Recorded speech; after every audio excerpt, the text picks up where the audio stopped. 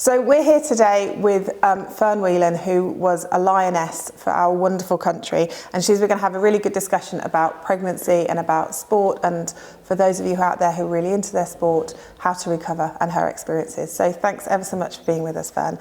So can you introduce yourself a little bit to us and kind of just go through some of your experiences as pregnancy and also after recovering after the birth of your children? Yeah, of course. So, former footballer. I used to play for many clubs. Everton was the longest I played for, about 10 years at Everton, spanning over about 16 years I think I played the game for. Played for Everton, Notts County, finished my career at Brighton. I was there for 5 years, and as I say, I also played for England. I think in that time, having a baby whilst playing was never really in my thought process. Yeah. I think times have changed within football now as to you having babies and playing. But for me, my pregnancy was post-playing, so I retired in 2020 and then decided I would get pregnant. So I had my first child, I had a little boy. I've now got two. I've just had a little girl, she's 6 months old as well. So I've kind of just come through a bit of a full circle, I think, and a kind of a different one as being an athlete. I think it's been hard to try and recover and try and get back to where I was, and I think I probably will never get back to being the athlete I was 4 years ago. But yeah, I think since then, I think the first birth for me, they're both very different. The first was quite long and slightly less traumatic. I think the second one, my body went through quite a bit of trauma because it happened so fast. So the recovery from both of them has been quite different. I think I'd say I've took a little bit more time to recover from the second pregnancy than I did from the first. Yeah. So when you were still playing football, obviously, and having kids kind of wasn't on your horizons at that point, what did you know about pelvic health physio? And was there availability around it, or was it just not something anyone ever really talked about or thought about? I think as an athlete, I probably didn't know too much about it. Sorry, is she going to ruin this? No, that's right. No, she's not going to ruin anything. Do you want me to put her around there? No, you can. Are you sure? Yeah. Yeah, I think as an athlete, as I say, it wasn't really too talked about. You'd know of people that had retired and then gone on to have babies, but in terms of pelvic health physio, the access was limited. We would have a physio, we would have a doctor, we'd have nutritionists, but we wouldn't have pelvic health, so my awareness was limited. In terms of pelvic health, I didn't really know too much about it, and I don't think anybody did. I think where it's gone now to in the game is that it's changed a lot. So there is more awareness around it, but I don't think it's compulsory for players in the game to have that access within sport. Were you... Okay, sorry. I'll get her out. She can just, if you've got a little mat or something, I'll just get her out. What are you kicking off for? You kick off, Kevin. So when you were playing, was there much education or awareness around pelvic health physio and perhaps the problems that could be there, or were you aware of any of your teammates having issues that were just kind of in the background? It really probably wasn't, pelvic health wasn't something that was really talked about. Yeah. For players, for sure. I think definitely a lacking of awareness, a lacking of education, and there wasn't much kind of that we could, aspire to in terms of who we would ask questions to around something like that. If you wanted to, you'd probably have to go to your own personal doctor for something like that. And that was really at the height of professional sport. We were all full time, but you could speak to a physio, but whether they would have the knowledge around that, I'd question that. I don't think they did at the time. Okay. So how did you first come across pelvic health physio, and how did you feel it would be a benefit that kind of made you think, I'm going to go and... Yeah, so personally in my own experiences, whilst playing, I was actually a physiotherapist as well. So I kind of knew a little bit around pelvic health, and I'd ask questions to the people who I worked with, but it wasn't really related so much to sport. But I think after having my first child, I was kind of having a few problems. So I sought help through the NHS. I couldn't get help through the football club or anything like that. It was more NHS based. There was a long waiting list, that type of thing. And then I got a little bit more education and a little bit more knowledge then. Yeah. But other than that, I'd say my knowledge was a little bit limited. So with your experience the first time round, and I work in the NHS as well, so I know what the waiting lists are like at the moment.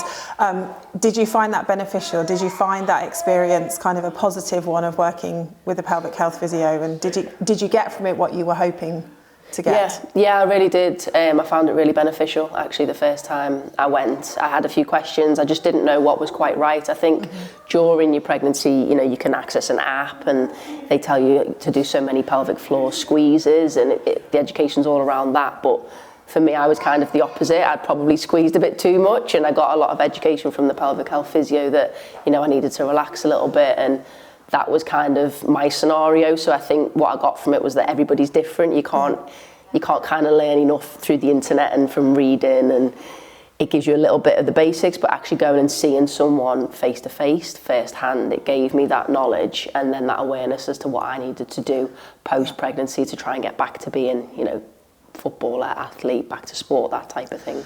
And I think that particularly with pelvic health, what you kind of pointed at there is you really need that one-to-one face-to-face, because unlike other areas of the body where you can see if something's not being done correctly, most women don't know if they're doing their pelvic floor correctly, whether it's too tight, whether their pelvic floor tone is too high, or whether it's too low, until someone else examines, because you just can't see that area of your body.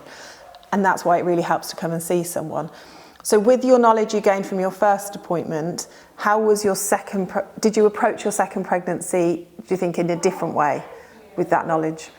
Yeah, I think I did. I was more conscious around what I was doing in terms of exercise during pregnancy as well. I think for the first one, it was kind of the opposite. For the first one, because it was my first pregnancy, I was overcautious. So I didn't do too much, and I lost a lot of strength throughout the pregnancy, whereas, after speaking to someone face to face, it was kind of, you can still do bits and bobs, you can maintain without going over the top. And then I think post-pregnancy, I was I took my time with it a little bit more, rather than trying to rush back to being the person I was and doing the exercises a little bit. I knew what it was I needed to do to kind of get back to where I needed to be. Yeah. So a little bit kinder to yourselves, and almost switching from doing less in the pregnancy period and to kind of doing more with your second pregnancy, and being a bit kind of softer and gentler on your recovery. Exactly, I was a bit more confident, I think, during the pregnancy, that I could do exercise. It wasn't going to harm me, it was actually beneficial for me. But also post-pregnancy, just to be aware that I might have needed a little bit more time to recover and to do the right things as well. So for me, I was always, I want to get back running, I want to get back weightlifting, and I want to do X, Y, Z, whereas I think it was more about trying to recover and heal from the inside before trying to heal the outside a little bit, but still being conscious that actually I needed to come and see a pelvic health physio again the second time round, again just to get a little bit more awareness around what was going on inside my body, because again, like you say, you can't see that, and you might need that extra pair of eyes and hands to be able to tell you that. Yeah, and I think with mums, very few mums these days who are expecting won't be having on their an app somewhere on their phone saying, this is how big the baby is this week, and this is what baby can do this week, and not thinking, actually, what's my body doing this week, and what can I do to make sure I'm as healthy and as fit as I possibly can for labour, and then how can I recover? I think we always put our child first. I was literally just about to say, I think we spend so much time putting baby first, and what are they going to look like, what they need, what feeds they need and everything. And I think with my second child, bit of reflux, I'd go and pay for all these types of treatments for the baby. Yeah. But then again, like you say, not being kind to yourself and looking after what it is you need. And I think unless you're healthy in mind and body, you can't look after your child properly anyway. Yes. So I think it's really important that you make sure you look after yourself. Not first, but obviously at the same time, you're just as important as your child is. Yeah, absolutely. And I would second that as a mum as well as a physio. So what information do you feel needs to kind of be shared with women, and particularly in the professional field, about pelvic health that would perhaps empower them? I think it'd be just really important, as I say, to find out about your body and learn about you, because everybody's different, and I think you will only get that by going to seek the help of a pelvic health physiotherapist and a specialist within that area, and not just to do it as a you know, I'm in pain, I need to go and do it now. I'd say prevention is always better than the cure. So to do it throughout your pregnancy journey, even if it's just that one touch base, go and speak to someone, get the advice on, you know, where you're at, how many months in, what you can do, what's good for you.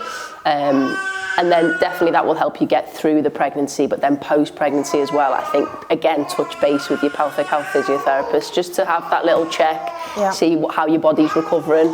Can you do certain things and making sure you're going at the right pace for you? Because you might speak to other mums who are already running and already doing this and feel like you need to be doing things, but again, it's about recovering in the right time frame for you, which is really important. And so I would say, from a physio point of view, I would agree that maybe if there's no problems, one kind of touch base during pregnancy to just help guide your exercise program for the rest of it. And we do encourage that people work with someone who can guide them properly when they're perhaps in training. And then afterwards, we suggest a 6 weeks check. And we have a lot longer, we have a good hour, we can get to the root of any problems or concerns you've had in previous times, and also a lengthy history about delivery and pregnancy and how we can move forward, and then a really good assessment. And then here, I often suggest a check at 3 months, because 3 months is when people are starting to just get back to normal now. People have kind of forgotten they had a baby, and they just need a bit more guidance. Yeah, I think for me with the second pregnancy, I would have potentially, I think I should have done it sooner. Come to yourselves at Move 4 Physio for that, you know, for that pelvic health assessment. I think I put it off a little bit because I thought I kind of knew it from the first time. But again, I think the point to make there is that every experience can be different. I was experiencing a little bit of groin pain and I thought it might have been musculoskeletal, but actually since coming to yourselves, I've learned a lot more again about the pregnancy, about post-pregnancy, and around it actually being really important for the breathing side of things. And so yeah, I think this experience slightly taught me that, as you say, I think the 6 postnatal check is really important, the 3 month check, because I've tried to do it a little bit on my own because I had that the first time round. So I just think it highlights the importance of it, and the support that you can offer, I think, is paramount. Thanks. And so, I mean, certainly in female sport now, we're seeing more mums like working through pregnancy. Even at the Olympics, there were some who were expecting their child whilst competing at the Olympics, which blows my mind. But amazing. What information do you think would be really helpful to your colleagues that are still in the professional zone or really high-end athletes as to how physio can help them, pelvic health physio help them when perhaps pregnancy isn't even something on their game plan anymore? Yeah, I think especially for the ones that have taken it off their game plan because they think they can't do it whilst they're playing, I think it's really important that they know that their bodies can do it and you can recover and get back to where you were. You know, there was a footballer that I knew quite well who played for Chelsea, and she went through all of her pre-pregnancy and she had the support of a pelvic health physiotherapist that was provided for by the club. And I think, you know, if we got to the ideal, that would be great if every sports team had a physiotherapist and a pelvic health physiotherapist. They had that access for, you know, for mums that might need that throughout their journey. So I think it's getting that education, I think, is really important. If you don't have it, going out and seeking that education support, and just getting the advice to make sure that you're on track and where you should be. And it's not too much of a taboo to talk about it and to know that your body is going to change and it is going to have to adjust to certain situations. And you may feel like, you know, I've had a baby, I'm going to bounce back straight away, I'm going to do it on my own. I think actually getting that help and getting that support will probably make you come back to where you were quicker than potentially leaving it and thinking, oh, you know, it'll be fine, or you've got a few little niggles, but it's nothing type thing. It might be that you just need that conversation, like you say, that lengthy assessment, because I think that is really key in it. It's not just the treatment and everybody wants to get healed, it's that you take that real lengthy history to get to the root of the problem. So I think that would also be my advice as well, I think, is making sure that you're looking after number one and getting the support from someone who knows the area a lot better than you do. Yeah. I think as well, one of the things I've noticed is there's a high proportion of female athletes out there who haven't had children and are struggling with continence symptoms and pelvic pain symptoms, and it all comes to a head at pregnancy. But I think sometimes women worry more about pregnancy because of what's going to happen if this is how I am pre-pregnancy, what's it going to be like afterwards? And again, I would say just come and see us. It would be great if we were involved with every team, if there were problems, and that women would speak out and say, you know, I'm top of my game, but I'm struggling with this, and I don't have to be. It's not a common part of it's common, more common than we think, but it's not a normal part of being an athlete. Our bodies should work, and we can help with that. Yeah, exactly. So, it's just being open a little bit, isn't it? Yeah. And not being too scared of talking to someone and kind of bottling it all up and expecting it to go away.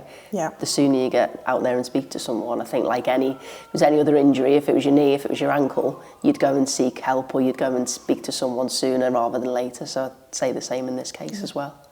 Well, thanks ever so much for your time, Fern. It's been great to have you, and hopefully that will have helped and encouraged some women to come forward and not just put up with whatever they're facing. So thank you very much. Thank you.